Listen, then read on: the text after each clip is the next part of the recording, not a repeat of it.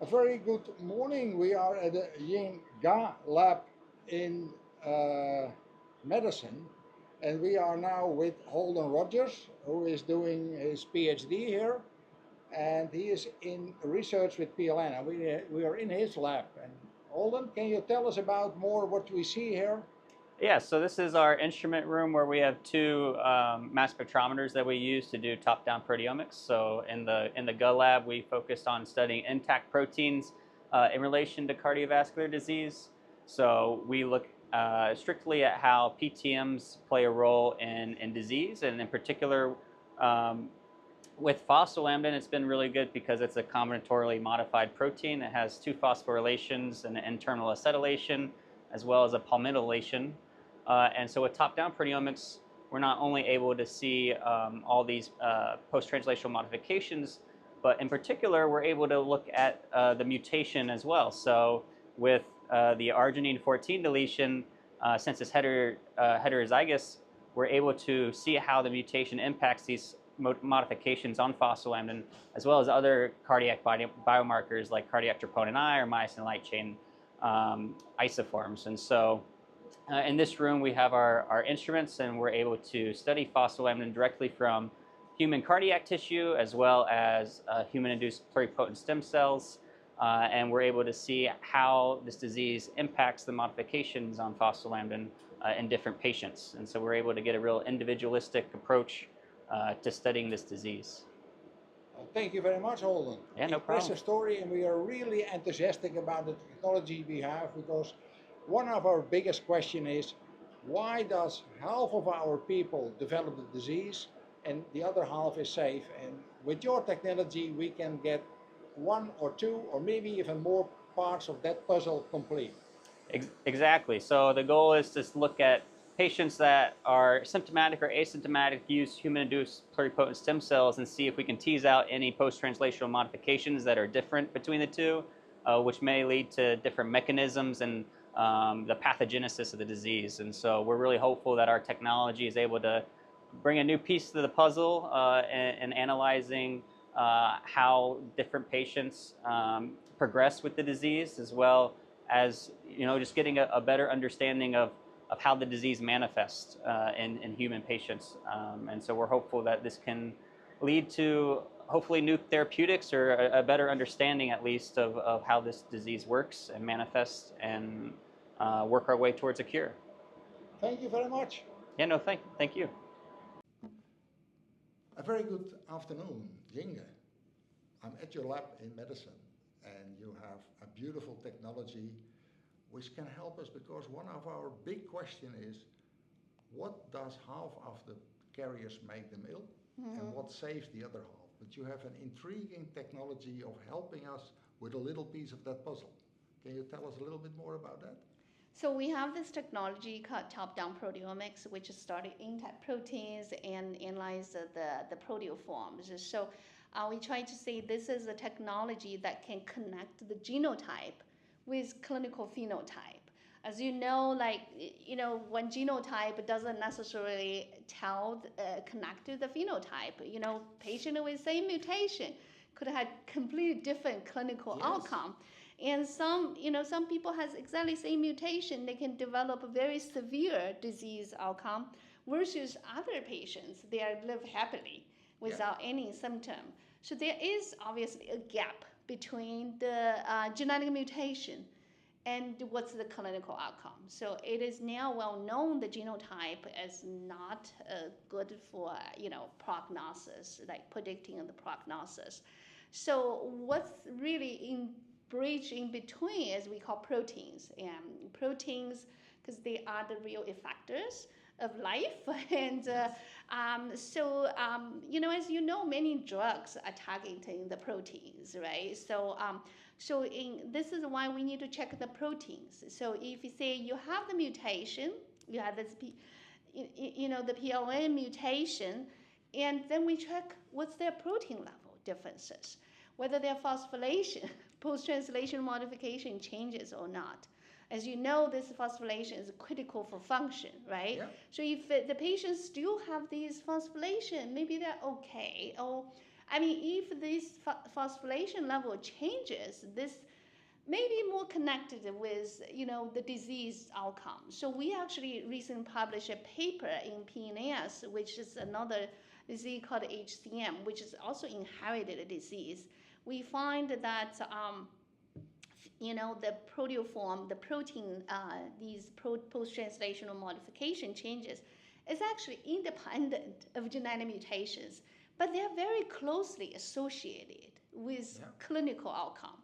So as in a short summary is the protein forms, okay, we call proteoform right now, that are being obtained by this top-down technology will give us much closer information to the clinical phenotype. Yeah. For example, you have the same mutation but different proteoform. Like my student Holden did this beautiful work that he can see each how the mutations, what are their presentation in these PLN proteins, and how the other proteins interacted with this PLN, how they change.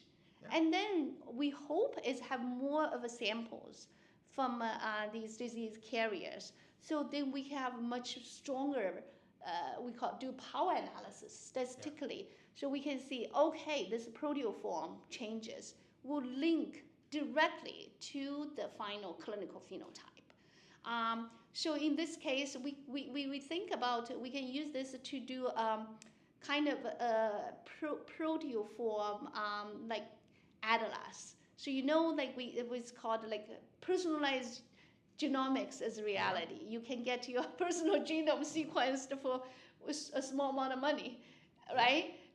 Like 23andMe. But the proteoform type is not ready for doing the personalized, like proteoform, like individualized proteomics. So we are trying to make this available. So in the future, that's our vision of the future for patients, especially for genetic disease. Patients have this genetic mutation. You want to know what are your chances of getting disease. So we are trying to do analysis at the protein level.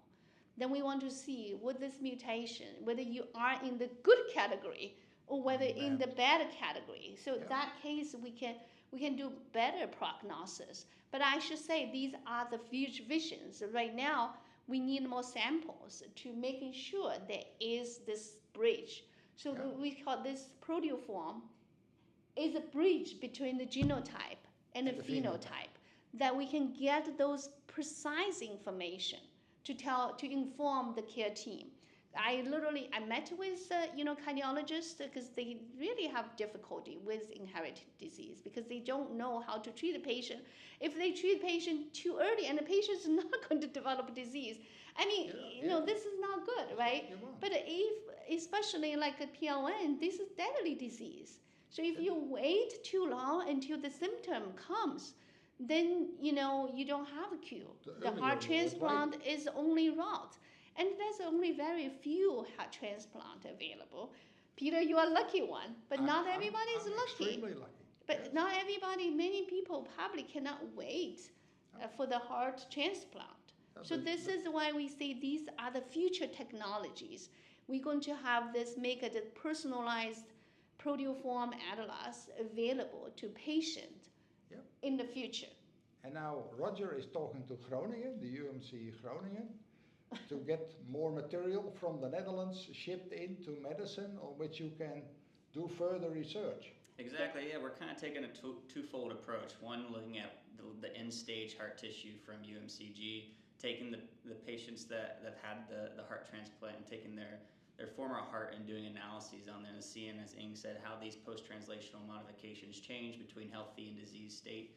And then we take another approach using human-induced pluripotent stem cell-derived cardiomyocytes, where we can take cell lines derived from symptomatic or asymptomatic patients and compare and see, okay, are these post-translational modifications different in symptomatic patients versus asymptomatic patients? And that can just help us overall with disease pathogenesis, as well as just understanding the mechanisms behind the disease. And so we're really happy to work with you guys and use our top-down proteomics technology to get a better understanding of the PLN-R14 deletion disease. Yeah, which is great, and we're really enthusiastic about it. And for the cell material that will be made available by Stanford, which we cooperate also very closely. Exactly, yeah, we're working with Ionis. Ionis Karakikas, and he is also a great researcher on the project. And we will do everything we can to make material available to you to explore what you explain as how does the genotype translate to the phenotype. Exactly. Yeah. And really, we are very passionate to contribute to the to the PLN Foundation. We really want to make this technology available to save people's life. So we always said this is called the bench to bedside translation. I think this is a perfect project to demonstrate it, and we care about all patients. So as I said, we want to make this technology available to you. And so, I mean, a lot of time we were just sad that we have powerful technology, but it is not being translated into the clinic. And thank you, Peter, for coming to visit us and tell us all the stories about yourself and about the PLN Foundation. So we really, as I said, we really have a feel for the patient, and we hopefully we will contribute to their kind of a health and bring a future, as I said, technology innovated platform. Yeah, that's all the carriers which are waiting for everybody's help, and you're really passionate scientists working on it. So I wish you all the luck and everything you need, and we are there to help you. Awesome. Thank you, Peter, so much. Yes. Okay. Thank you very much absolutely. For this Thank you for visiting us, and we are so happy that our research could really help save people's life. We go for it. Yes. A very good afternoon. At this moment, I'm in Scripps University, close to San Diego in California. And I'm here with a very enthusiastic team of people, and we have been just discussing a new project using computer technology to try and find treatments for our disease. Stefano, Professor Dr. Stefano Forley, but I hope I can say Stefano. Can you tell us a little bit about it and everybody else on his role in this project? Yes, I'm Stefano Forley, and I'm the associate professor here at Scripps in La Jolla, California. And our lab is specialized in development and application of computational methods for drug discovery, especially early drug discovery. And so I'm lucky to have a brilliant team of young researchers that help us developing new methods and hopefully finding new potential drug candidates that can be used for the development of cures for molecules. I'm Matt Holcomb. I'm a staff scientist in the lab. I got my PhD from Scripps Research a couple of years ago now, and I have a background in chemistry, and I've been trying to improve the modeling methods that we use so we can be more accurate in our predictions, and I try to keep his ideas on the ground and practical. I'm Shenghao Luo, and I'm a PhD student here, and I guess I will just do whatever I kind of help to facilitate this project moving forward. I'm Manuel Llanos. I'm from Argentina, and I'm a postdoc here at the Forley Lab, and I work also in simulations and drug discovery using computational techniques. Yeah, we'll bring you guys in contact with Stanford to cooperate with Stanford, and let's make it a very interesting cooperation, and which gives new perspectives for our patients. Looking forward to it, yes. Thank you very much, and keep up the good work. Thank you. Thank you. At this moment, I'm in the Stanford University in the United States, California, and I'm here together with Rachel. And Rachel is, because how many years are you already on the PLN research? I'll be starting my third year working on PLN and studying PLN. So you're doing a lot of work in PLN. Yes, a lot of work. it's a small, very small protein, but it keeps lots of researchers all over the world busy. Exactly, exactly. It's a small protein, but it's so important to how the heart functions, so it's really important to study it and understand better. Yeah, and you're in the heart muscle cell looking what is happening to it and how, because we know there is a mutation, and what makes it behave differently. Can you elaborate a little bit on that? Sure. So what I'm really studying is, as you said, we have the mutation, and we know that it's making something different happen with the protein, but there's still a lot that we don't know about why this protein behaves differently. So I'm looking at how the PLN, both our regular PLN and the one with the mutation, how they get transported through the cell, and when they're transported, how do they do their job? Because I think maybe that can explain why the mutated form maybe isn't doing its job properly. So in period of time, because your project is ongoing, you can tell us where it goes and whether the mutated one goes somewhere else or to the same place, Exactly. or whether it behaves differently. Exactly. So by understanding how the regular, I shouldn't say regular, understanding how the wild type form of PLN functions, from there, once I have that established, then I can figure out why the R14 del PLN is functioning differently. Yeah, because our $1 million question, to call it that way, is, you know, roughly half of the people who carry the mutation do get the disease. What saves half of them, and what brings the trouble to the other half, this might be an interesting piece of that puzzle again. Exactly, because understanding these pathways, it can be a clue as to what that difference is. Yeah. Well, wishing you lots of success. I think we will see each other in September in Crete. Yes, yeah, I'm very excited. I'm also excited to see your results then. Yeah, thank you so much. Thank you. Well, we'll keep you updated, and I will talk to Rachel in Greece again, and then I hope she has more information for us. Definitely. Thank you.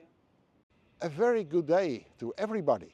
This is last day of a 3-week trip through the United States, visiting a lot of the research institute, cooperating with us throughout the US, visiting a number of pharmaceutical companies who are working with together, and it has been an absolute great trip. I've seen beautiful research, companies really working hard in bringing the research to the patient. It's not there yet, but we're moving forward fast. So in the last couple of days I've been in Stanford. Great discussions with Aeolis Karakikis and Mark McCullough lab. Nice progress here, but this is also a beautiful environment, you know. When you're at Stanford, this just look at the back of me. It's an environment where you want to learn, where you want to study, where you want to investigate. So the vibe here is great. So yeah, we are gonna solve this disease. More news will follow, and have a great day. Bye.